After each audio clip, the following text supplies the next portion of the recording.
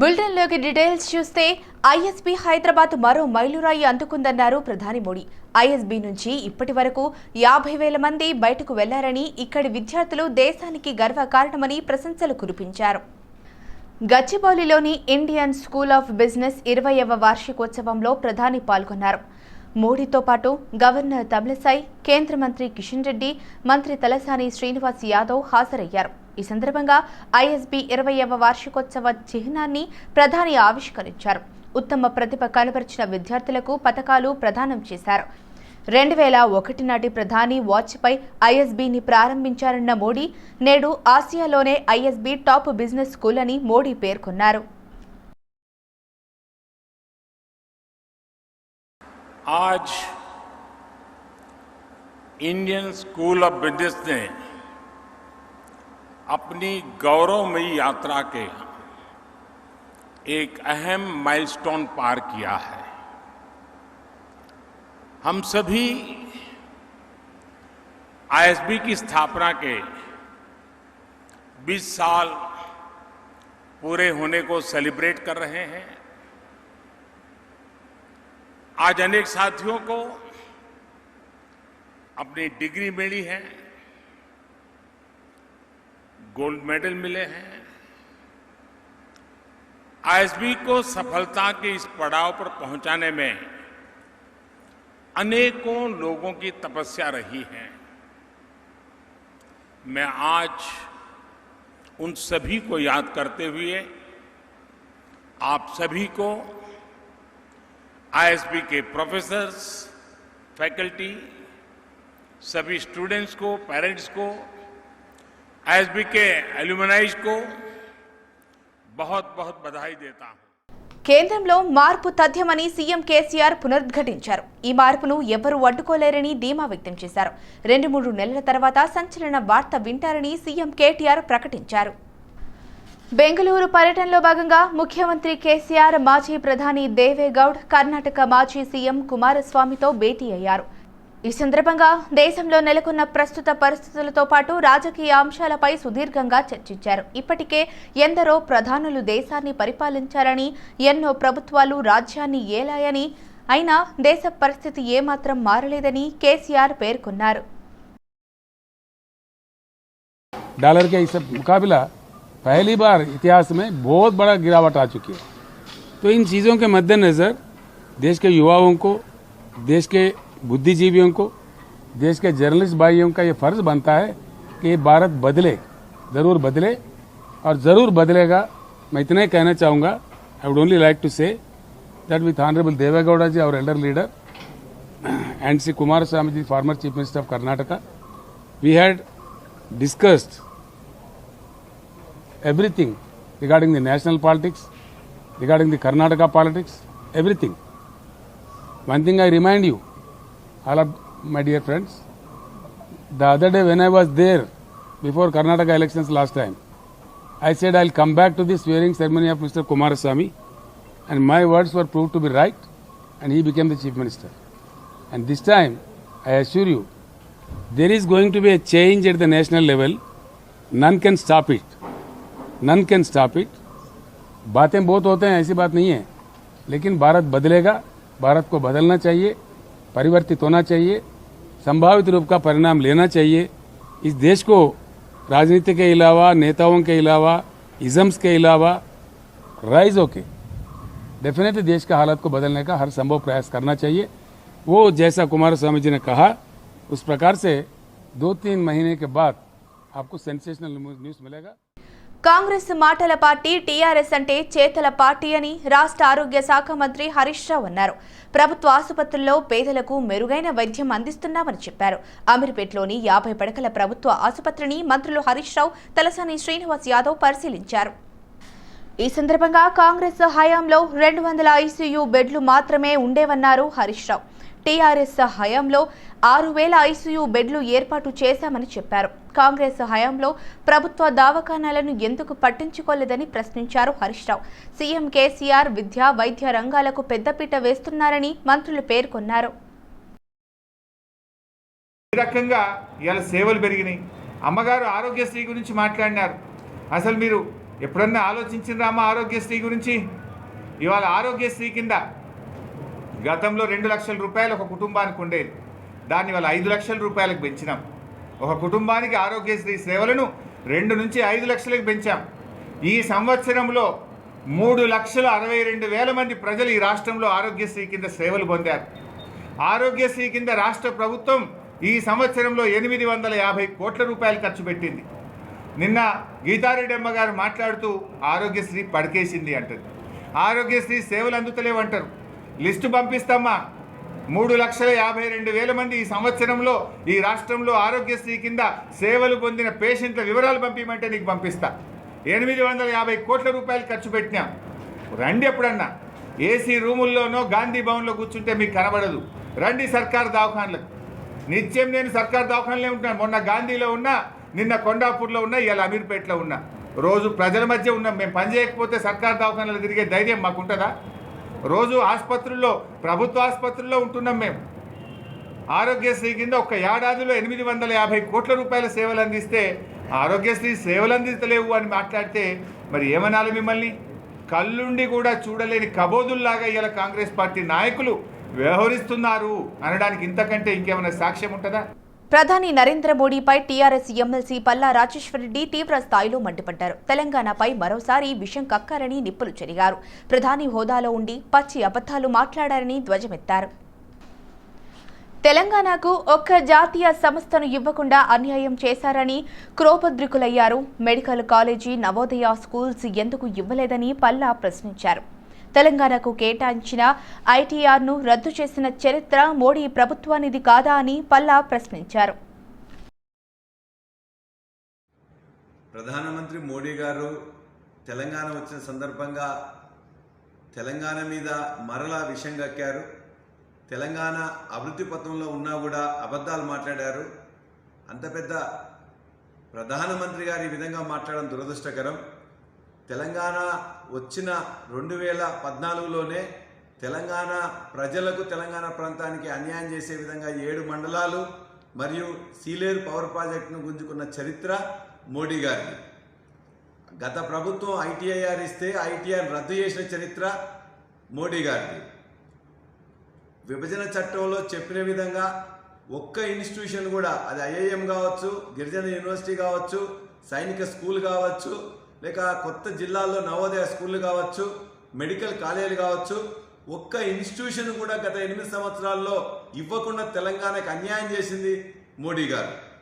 ప్రధాని మోడీ తెలంగాణ పర్యటన political heat పెంచుతోంది. ఇవాళ హైదరాబాద్ వచ్చిన ప్రధానికి రేవంత్ రెడ్డి బహిరంగ లేఖ రాశారు. 9 ప్రశ్నలతో ఆయన లేఖ రాశారు. పార్లమెంటులో తెలంగాణపై చేసిన వ్యాఖ్యలకు మోడీ వెంటనే క్షమాపణలు చెప్పాలని డిమాండ్ చేశారు రేవంత్ రెడ్డి. ప్రాణహిత చేవెళ్ల ప్రాజెక్టులో అవినీతిపై సిబిఐ విచారణ జరిపించడానికి మీకున్న ఇబ్బందేంటని ప్రశ్నించారు. నిజామాబాద్లో బీజేపీ అభ్యర్థిని గెలిపిస్తే పసుపు బోర్డు ఏర్పాటు చేస్తామన్న హామీ ఏమైందని అడిగారు. ఒడిశాలోని నైని కోల్ మైన్స్ టెండర్ల కుంభకోణంలో కేసీఆర్ బంధువుల పాత్ర ఉందని ఫిర్యాదు చేసినా పట్టించుకోలేదన్నారు రేవంత్ రెడ్డి. కేసీఆర్పై ఈగ వాలకుండా కాపాడుతున్నది మీరు కాదా అని ప్రధానిని నిలదీశారు. పాలమూరు రంగారెడ్డి ప్రాజెక్టుకు జాతీయ హోదా ఏమైందని ప్రశ్నించారు. దివ్యాంగుల సమస్యలను పరిష్కరించాలన్నారు. ఫెడ్ సంస్థ వ్యవస్థాపకులు గంగారాం మలక్పేట్లోని వికలాంగుల కమిషనర్ కార్యాలయం ఎదుట శాంతియుత దీక్ష చేపట్టారు. అధికారుల వైఫల్యం కారణంగా తమ సమస్యలు పరిష్కారానికి నోచుకోవడం లేదని గంగారాం ఆగ్రహం వ్యక్తం చేశారు. గవర్నమెంట్ దివ్యాంగుల కోసం సంక్షేమ పథకాలను అమలు చేస్తున్నప్పటికీ అధికారులు అలసత్వం కారణంగా ఆ పథకాలు అర్హులకు అందక నిర్వీర్యం చేస్తున్నారంటూ ఆరోపించారు. మన సమస్యలను మనమే పరిష్కరించుకోవాలి, మన సమస్యలను వేరే వాళ్ళు పరిష్కరించరు అనే ఒక భావం నాకు ఇక్కడ అర్థమైంది.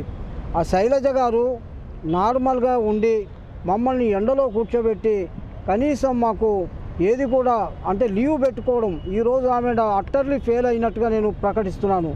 ఎందుకంటే మా సమస్యలు వినండి బాబు అని వస్తే మా సమస్యలు వినకుండా ఆమె లీవ్ పెట్టుకొని పోవడం ఆవిడ అధికారానికి అది పెద్ద లోపమని నేను భావిస్తున్నాను. ఇలాంటి లోపమున్న అధికారులను ఇక్కడ పెట్టొద్దు అని చెప్పి నేను కోరుతున్నాను.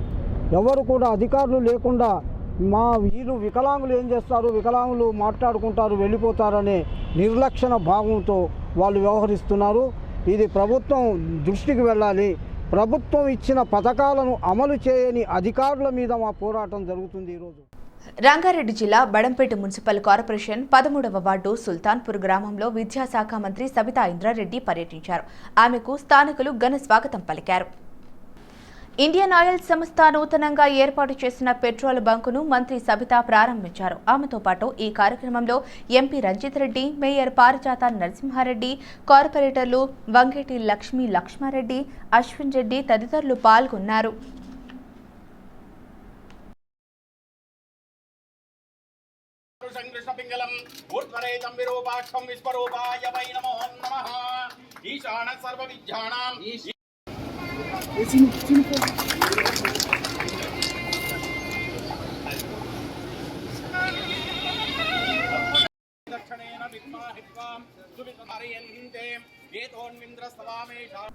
తెలంగాణ ప్రభుత్వం ప్రైవేటు పాఠశాలలకు దీటుగా ప్రభుత్వ పాఠశాలలను అభివృద్ధి చేస్తుందన్నారు ఎమ్మెల్యే సాయన్న. అందుకోసం మనబడి మనబస్తీ కార్యక్రమం చేపట్టిందని చెప్పారు. బోయిన్పల్లి ప్రభుత్వ ప్రాథమిక పాఠశాలలో అభివృద్ధి పనులు ప్రారంభించారు ఎమ్మెల్యే సాయన్న. పాఠశాలల అభివృద్ధి కోసం ప్రభుత్వం 7,600 కోట్ల రూపాయలను కేటాయించిందన్నారు. బోయిన్పల్లిలో 11 లక్షలతో పాఠశాల అభివృద్ధి పనులు ప్రారంభించామని సాయన్న తెలిపారు. ఈ కార్యక్రమంలో కంటోన్మెంట్ బోర్డు మాజీ ఉపాధ్యక్షుడు జక్కుల మహేశ్వర్ రెడ్డి, మాజీ మార్కెట్ చైర్మన్ టిఎన్ శ్రీనివాస్, ప్రభు గుప్తా, ముప్పిడి మధుకర్, నరసింహారావు తదితరులు పాల్గొన్నారు.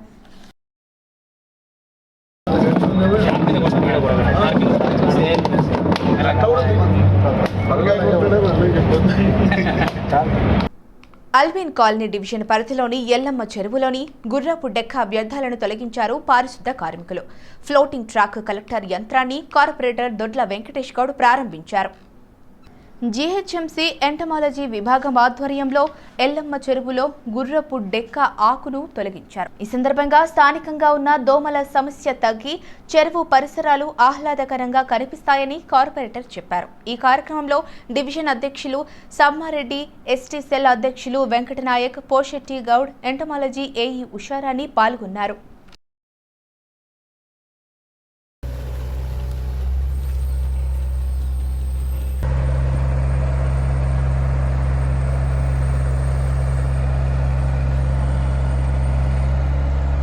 సికింద్రాబాద్ గాంధీ ఆసుపత్రిలో 13 కోట్ల రూపాయలతో ఎంఆర్ఐ ఏర్పాటు చేశారు. 9 కోట్లతో సమకూర్చిన క్యాథ్లాబులు పేదలకు ఎంతో ఉపయోగపడతాయన్నారు ఆసుపత్రి సూపరింటెండెంట్ రాజారావు. ప్రజలకు ఆసుపత్రుల్లో మెరుగైన వైద్యం అందించేందుకు కృషి చేస్తున్నామంటున్న రాజారావుతో మా ప్రతినిధి కుమార్ ఫేస్ టు ఫేస్. తెలంగాణలో 100 ఏళ్లకు పైగా రోగులకు చికిత్సలు అందిస్తూ మొట్టమొదటి స్థానంలో నిలిచింది సికింద్రాబాద్లోని గాంధీ ఆసుపత్రి.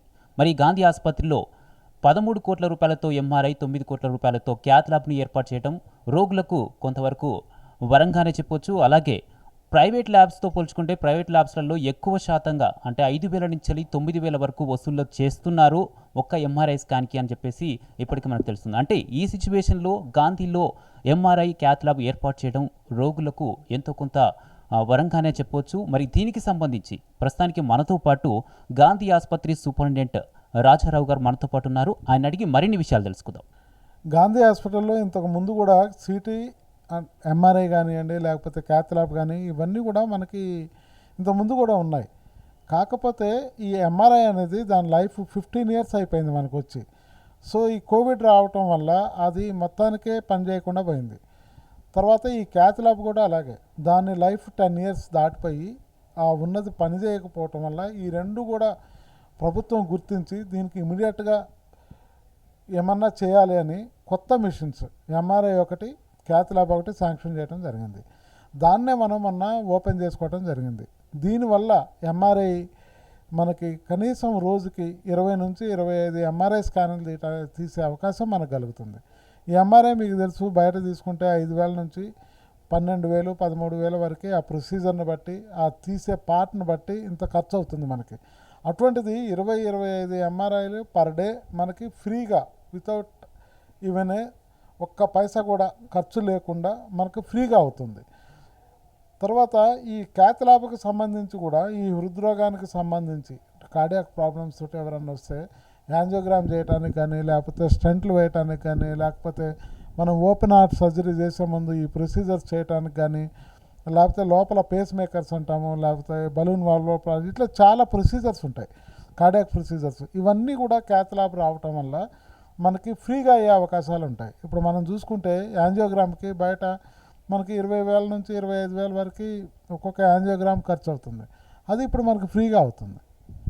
సార్ యాక్చువల్లీ మనకు అంటే రాష్ట్రంలో ఇక్కడ కాకుండా ఇంకా రాష్ట్రంలో ఇలాంటి సదుపాయాలు ఏ హాస్పిటల్లో, ఏ ప్రభుత్వ ఆసుపత్రుల్లో ఉన్నాయి? అంటే ఇది మనకి ఆరోది. మనకి ఈ క్యాత్ ల్యాబ్ తీసుకుంటే ఖమ్మంలో ఉంది, ఉస్మానియాలో పెట్టినారు, తర్వాత ఇంకా డిఫరెంట్ వేరే వేరే జిల్లాల్లో పెట్టినారు. ఇది మనకి 6వ క్యాత్ ల్యాబ్ మనకి గాంధీలో ఓపెన్ చేసుకోవటం.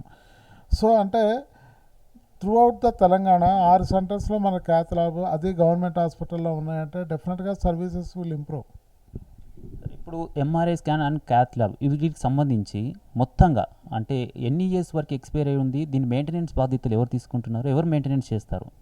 అంటే మెయింటెనెన్స్ అనేది ఇప్పుడు మనకి ఇప్పుడు తీసుకుంటున్న అన్ని మిషన్స్లో గవర్నమెంట్ చేస్తున్నది ఒక మంచి ఇదేంటంటే 10 years వరకే మనకి మెయింటెనెన్స్ అందులోనే వచ్చే విధంగా, అంటే వారంటీలు ఇవన్నీ కూడా సిఎంసీలు ఇవన్నీ కూడా 10 years వరకే మనకి మెయింటెనెన్స్ అనేది మనకి మిషన్ది ప్రాబ్లం ఏమి ఉండదు మనకి. సో దాని లైఫ్ కూడా 10 years. కానీ మనం మిషన్స్ మనం 15 years కూడా ఇంతకుముందు వాడినాము. సో ఇప్పుడు 10 years వరకు మనకి ఆ మెయింటెనెన్స్ కానీ ఈ ప్రాబ్లం కూడా ఏమీ ఉండదు. సో అవన్నీ చూసుకొనే ఈ మిషన్స్ని మనం తీసుకోవటం జరిగింది. కాబట్టి maintenance also is not a problem. Actually MRI scanning మిషన్లు పనిచేయకుండా ఉండడానికి కొందరు ప్రైవేట్ వ్యక్తుల ప్రేమ్యం ఉందనే ఆరోపణలు వస్తున్నాయి. దీనికి మీ సమాధానం ఏంటి? అంటే మనకి గాంధీ హాస్పిటల్ కానీ, ఉస్మానియా హాస్పిటల్ కానీ, మాకు తెలిసిన ఈ హాస్పిటల్స్ ఇవే మేము పనిచేస్తున్నాయి ఇక్కడే కాబట్టి ఇక్కడైతే అటువంటి దాఖలాలు ఏమీ లేవు. ఎందుకంటే నేను గత 20 years నుంచి గాంధీ హాస్పిటల్లోనే ఉంటున్నాను. మనకి ఎంఆర్ఐ వచ్చి 15 సంవత్సరాలు నడిచింది. అది ఈ 15 సంవత్సరాలు ఎప్పుడు కూడా పనిచేస్తూనే ఉంది, ఎప్పుడు కూడా పనిచేయకుండా అంటూ ఏం లేదు.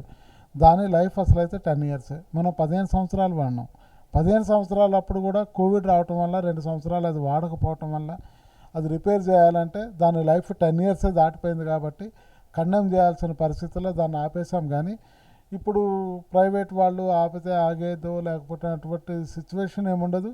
ఎందుకంటే మన మిషన్ కూడా మెయింటెనెన్స్ ఇమీడియట్గా అయిపోతుంది మనకి. ఇప్పుడు మీరు చూసుకుంటే ఇప్పుడు సిటీ స్కాన్లో మన దగ్గర 2 మిషన్స్ ఉన్నాయి. సిటీ స్కాన్ లేదు అనేది, పనిచేయట్లేదు అనేది మనం గత 10 years నుంచి మనం వింటున్న మాటలేం కాదు. అవేమీ మీరు అది ఇదివరకు ఉండేది మీరు అన్నట్టు ఎప్పుడన్నా పాతకాలంలో ఏమైనా ఉండేదేమో కానీ ఈ సిచ్యువేషన్స్లోనైతే ఐ డోంట్ థింక్ అటువంటి ఇదేం లేదు. మొత్తం మీద గాంధీ ఆసుపత్రిలో 13 కోట్ల రూపాయలతో ఎంఆర్ఐ అలాగే 9 కోట్ల రూపాయలతో క్యాత్ ల్యాబ్ ఓపెనింగ్ ప్రారంభం అయిపోయింది. ఆ తర్వాత ఇంకొక వారం రోజుల్లో అందరికీ టెస్టులు చేసే అవకాశాలున్నాయి.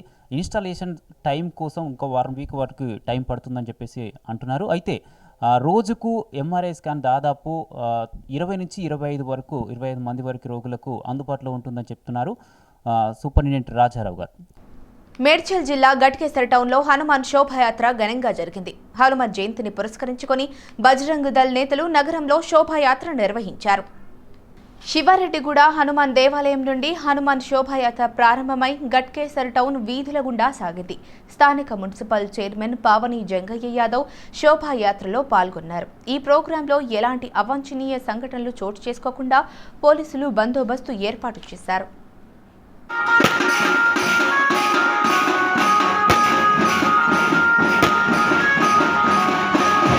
తనను ప్రేమించి పెళ్లి చేసుకుంటానని నమ్మించి మరో అమ్మాయితో వివాహం చేసుకున్నాడని ఆరోపిస్తూ బాధిత మహిళ ప్రియుడి ఇంటి ముందు ధర్నాకి దిగింది. రామంతపూర్ వెంకటరెడ్డి నగర్లో శ్రీకాంతచారి ఇంటి ఎదుట మహిళా సంఘాలు నిరసన వ్యక్తం చేశాయి.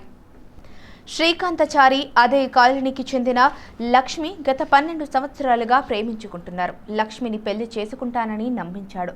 అవసరం తీరాక వివాహానికి మొహం చాటేశాడు శ్రీకాంతచారి. దీంతో మహిళా సంఘాల మద్దతుతో ప్రియుడు ఇంటి ముందు ధర్నాకు దిగింది లక్ష్మి. తాను దళిత వర్గం కావడంతో ఇంటర్ క్యాస్ట్ను రీజన్గా చెప్పుకున్నాడని లక్ష్మి వాపోయింది. అలాగే శ్రీకాంతచారి నిన్న మరో పెళ్లి చేసుకున్నాడని తెలిపింది. బాధిత మహిళకు న్యాయం చేసే వరకు అండగా ఉంటామని మహిళా సంఘాలు తెలిపాయి. లక్ష్మిని మోసం చేసిన శ్రీకాంతచారిపై కేసు నమోదు చేయాలని మహిళా సంఘాల నేతలు డిమాండ్ చేశారు. నా పేరు లక్ష్మి, నేను ఎస్సీ దళిత మహిళను. శ్రీకాంతాచార్య అనే తనకన్నా 12 years 12 సంవత్సరాల నుంచి లవ్ చేసుకుంటూ పెళ్లి చేసుకుంటా అనేది ఫస్ట్ తాడు కూడా కట్టి ఇంట్లో చేసుకోకుండా ఉంటే ఇంట్లో వచ్చి మాట్లాడుతూ అంటే ఇంట్లో మాట్లాడనియకుండా బయటికి అక్కడిక్కడ తీసుకుపోయి అక్కడ మాట్లాడిండు. లాస్ట్కి తెలియకుండా 1 day నైట్ పెళ్లి చేసుకుంటుండే. నాకు న్యాయం జరగాలి సార్. శిరస్సు వంచి నమస్కరిస్తున్నామండి. చాలా ధన్యవాదాలు. ఎందుకంటే ఎక్కడ కూడా అన్యాయం జరుగుతుందంటే ఫస్ట్ మీడియా ప్రెస్ సహకరిస్తారు. చాలా సంతోషం మాకు. ఒకటండి, ఈ అమ్మాయి లక్ష్మి ఒక దళిత మహిళ. తన 12 సంవత్సరాల నుంచి శ్రీకాంతాచార్య అనే అబ్బాయి ఒక షాప్ పెట్టుకొని ఈ అమ్మాయి వస్తూ పోతుంటే ట్యాప్ చేసి అమ్మాయితో ప్రేమ వ్యవహారం చేసి ఆమెను ఒక రూములో తీసుకుపోయి పసుపు తాడు కట్టి నేను మా పెద్దలకు చెప్తాను, నువ్వు అప్పటిదాకా నేను చెప్పినట్టు వినని చెప్పేసి 12 ఏళ్ళ నుంచి శారీరకంగా మానసికంగా అంతా వాడుకున్నాడు. మంచి చూసిండు, అంతే వేసిండు. గత 2 రోజుల క్రితము 2000 రూపాయలు ATMలో వేసి నువ్వు తాళిబొట్టు ఇంకా మెట్టెలు కొనుక్కో, నేను పెళ్లి చేసుకుంటా అని చెప్పి ఈమెకు మబ్బు మాటలు చెప్పి ఈ అమ్మాయి మహబూబ్ నగర్ వేరే పెళ్లికి వెళ్ళింది. ఈ అమ్మాయి వచ్చే వరకు ఇంకో అమ్మాయిని కూడా లవ్ చేసి ఆ అమ్మాయికి కూడా మబ్బు మాటలు చెప్పి పెళ్లి చేసుకున్నాడు రాత్రి. ఈ అమ్మాయికి రాత్రి 3 గంటలకు తెలిసింది. మేము ఉదయం వస్తే అసభ్యకరంగా మాట్లాడుతున్నారు. హైదరాబాద్లో భారీగా ఈదురుగాలులు వీచాయి. అనంతరం నగరంలోని పలు ప్రాంతాల్లో వర్షం పడింది.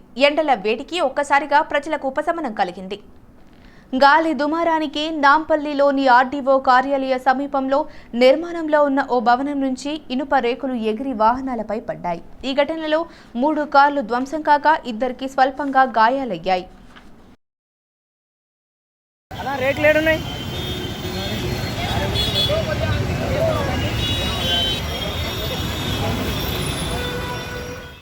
మండుతున్న ఎండల వల్ల నగర ప్రజలు తీవ్ర ఇబ్బందులు పడుతున్నారు. బానుడి బగబగల నుండి నగర ప్రజలకు ఒక్కసారిగా కొంత ఉపశమనం కలిగింది.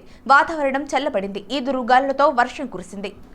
సిటీలోని పలు ప్రాంతాల్లో వర్షం దంచుకొట్టింది. దీంతో నగరంలోని పలు రహదారులు నీట మునిగాయి. లోతట్టు ప్రాంతాలన్నీ జలమయం కాగా ట్రాఫిక్కు స్వల్ప ఇబ్బందులు ఏర్పడ్డాయి.